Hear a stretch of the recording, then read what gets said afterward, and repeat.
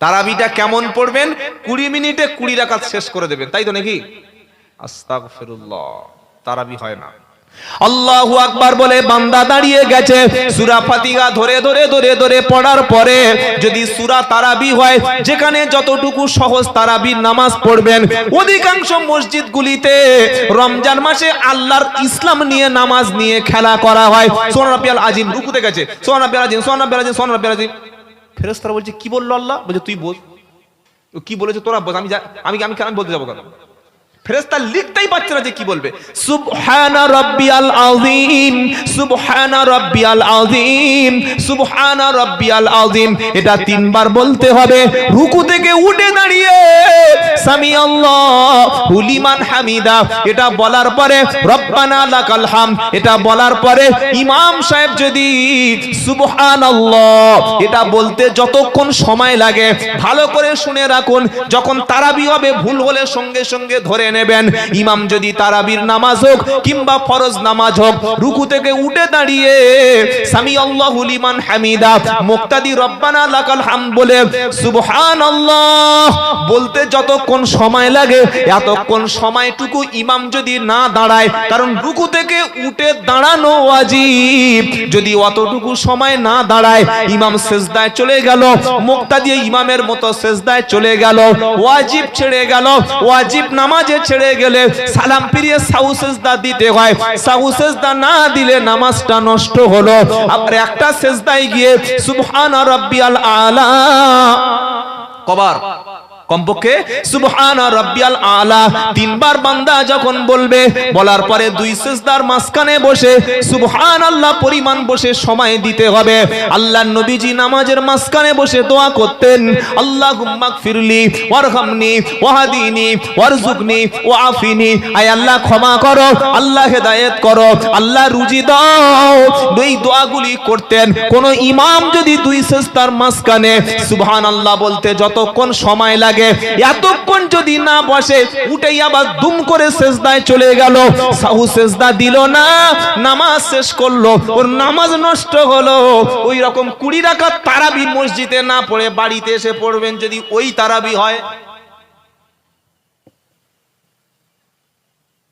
রমজানের পরে কত বয়স্ক লোকের কোমরে ডাক্তার দেখাতে হবে আল্লাহই জানে, কি তাই তো? এটা তারাবি না। নবীজি শুরু করতেন ঈশায় আর শেষ হতো সাহারির একটু পূর্বে। জোরে বলুন না সুবহানাল্লাহ। আর আমাদের আজান দিয়ে ঢুকেছে, বাড়িতে একটু গিয়ে দেখছে 14 রাকাত হয়ে গেছে। করাকাত কি হলো? এক্ষুনি আজান হলো 14 রাকাত, 14 মিনিটে শেষ। আচ্ছা, আরেকটা মাসআলা বলি। আপনি ঈশার নামাজ মসজিদে রমজানে এসছেন, এসে দেখছেন ফরজ নামাজ হয়ে গেছে, ইমামের 12 রাকাত বা 14 রাকাত তারাবি চলছে। আপনি এসে প্রথমে কি করবেন বলেন?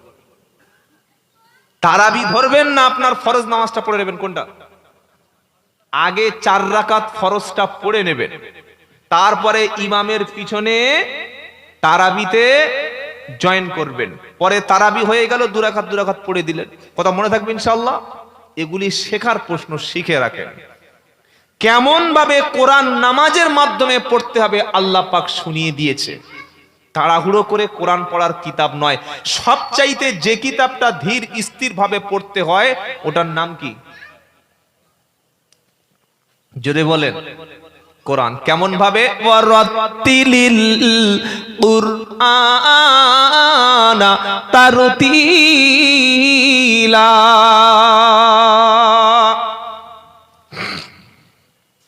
29 পারা সূরা মুজাম্মিলের 4th আয়াতে আমার আল্লাহ পাক শোনাচ্ছে, বান্দা যখন তুমি কোরআন পড়বে তাসবিহ তারতিলের সঙ্গে যেখানে যেমন টান, যেখানে থামতে হবে, যেখানে গুন্না, যেখানে ইকফা, যেখানে ইজহার, যেখানে ইকলাব, সুবহানাল্লাহ, যেখানে যেমন নিয়ম সেখানে সেইভাবে পড়ো।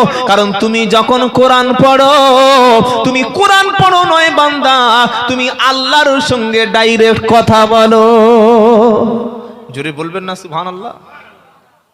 কেউ যদি ফোনে তাড়াহুড়ো করে ভাই ভালো কখন কি বলছো, কি বলছে এটা কি?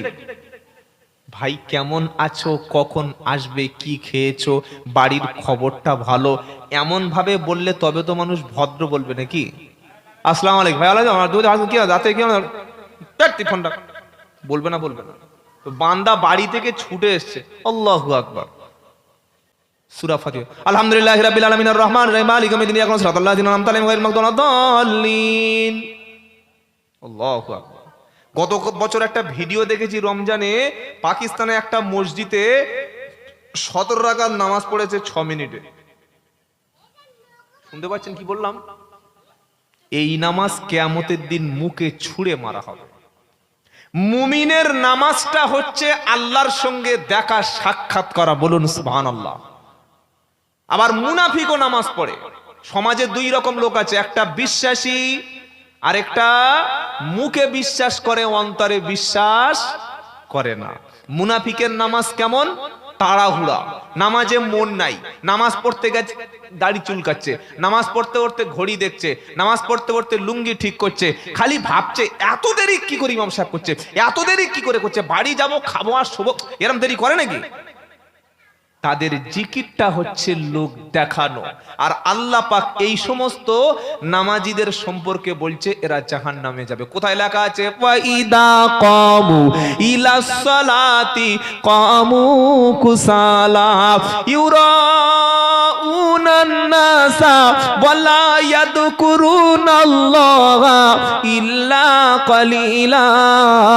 5 পারা 20 পৃষ্ঠা 4 নম্বর লাইনের 142 নম্বর আয়াত, সূরার নাম সূরা নিসা। ওয়াইদা কামু ইলাস সালাতি কামু কুসালা। এরা যখন নামাজে দাঁড়ায় শৈথিল্য ভাব দেখায়, যেন জোর করে ধরে এনেছে, পড়ার যেন ওর ইচ্ছা নাই, গায়ে যেন ওর শরীরে ব্যথা। কোরআন শোনাচ্ছে এমন ভাবে নামাজ পড়ে, ইউরাউনান নাস, ওরা লোক দেখানো নামাজ পড়ে, জীবনে নামাজ পড়বে না। আর বাড়ির কাছে জানাজা হলে মাইয়েতের পিছন ছাড়া দাঁড়াবে না। মসজিদে জোহরের সময় বলছে ভাই চলে এসো, জোহরের পরে জানাজা হবে, মসজিদে বেশি লোক থাকে না, জানাজার মাঠে যত লোক থাকে কি বলছেন বলেন? ওলামাদের জিজ্ঞাসা করবেন, যার ফরজ নামাজ কাজা তার জানাজার নামাজ। 300 টাকা গাড়িতে পেট্রোল ভরে সেই কোথায় চলে গেছে সেই জানাজার নামাজ পড়তে। দাদা শ্বশুর মারা গেছে, তো গিয়েছিস ভাই, যা গিয়ে জোরে নামাজটা পড়। ওই লাশটা ও না হয়ে তুই তো হতে পারত না। মাইয়েরটা শ্বশুর না হয়ে হতে পারতো না। কেমন করে ঘুমাও তুমি ফজর করে কাজা, এমনও তো হতে পারে জোহরে জানাজা। হতে পারে, বিশ্বাস আছে? এই বিশ্বাস থাকলে কেউ জানাজার মাঠে গিয়ে মাইয়েতের কাছে ঘুরছে, কি রান্না হচ্ছে দেখছে, কবে খানা হবে ঠিক করছে, কি করে মূল্য সেটা দেখছে, কার কত জমি রেখে গেছে দেখছে, কোন ঘরে শুয়ে মরেছে ওইটা দেখছে, অথচ মসজিদে আসে না। এটা কেমন মুসলমান ভাই? আল্লাহ আমাদের সঠিক মুসলমান হওয়ার তৌফিক দান করেন। তাহলে রমজানে, বাবা বাচ্চা তোমরা কথা বলো না বাবা, রমজানে তারাবির নামাজটা আমরা জামাতে পড়বো ইনশাআল্লাহ।